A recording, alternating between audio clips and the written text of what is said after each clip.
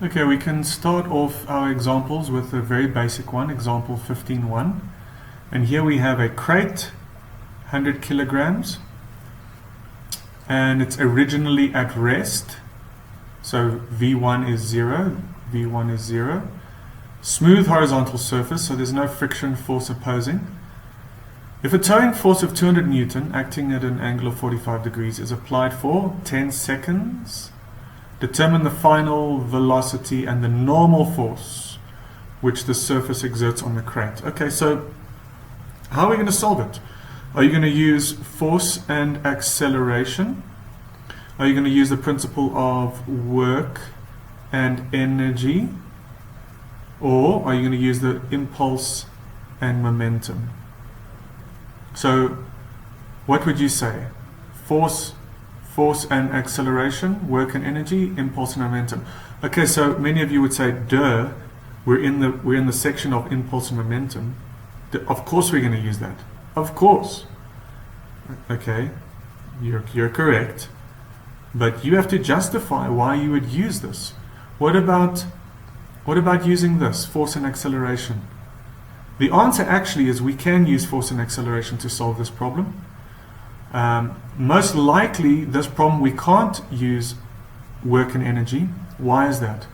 Okay, so let's have a look here. We've got force information. There's force. We've got velocity information. And we've got time. Okay? So because we've got force, velocity, and time, we will most likely use this. Right? Work and energy, we need displacement information, whereas impulse and momentum, we need time information. Okay? Alright, so you've justified why you're going to use impulse and momentum, because we have force, velocity, and time. Okay, so here is our equation. Because, okay, well, it's moving in a two-dimensional plane, so we've got x and y. So we can break up this principle of impulse and momentum into our x direction and our y direction. So the initial momentum in the x direction, which is mvx at 1, plus the sum of all the impulses acting in the x direction equals the final momentum in the x direction. So the initial momentum, we had a velocity of 0, so there we go, no momentum at time 0, or at time t1. Then, remember, we're in the x direction, so what are the sum of the impulses? Here's the equation.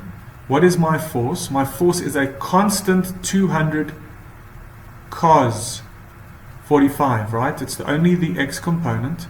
So there is my force. I can bring it out of the integral because it's a constant. And then my total time was 10 seconds. So I multiply, there's my force, there's my time. And it equals mass times v2, and I get my velocity. Okay, very straightforward problem this. What did we need to see here? That we can break up our impulse equations into x and y. And then, so we've solved the first one, which is what is the final velocity at 10 seconds.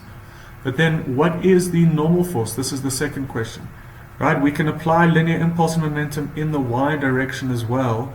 mvy1 plus all the impulses, the sum of the impulses in the y direction, plus the final velocity in the y direction. So we know that this velocity is 0, the initial and final velocities are 0 because it doesn't lift off the ground. But now, what are the forces acting in the normal in the vertical?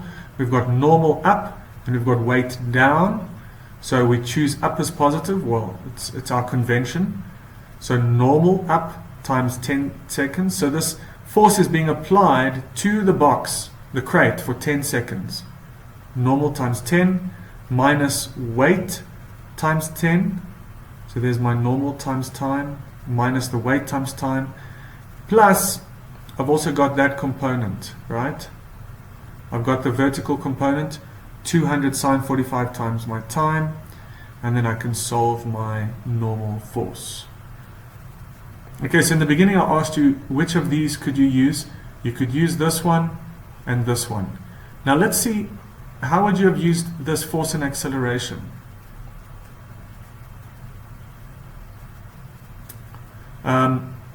We could first apply some of the forces in the x equals mass times acceleration. We solve for acceleration in the x, and then we can use this equation to find our velocity. Alright? See you in the next one.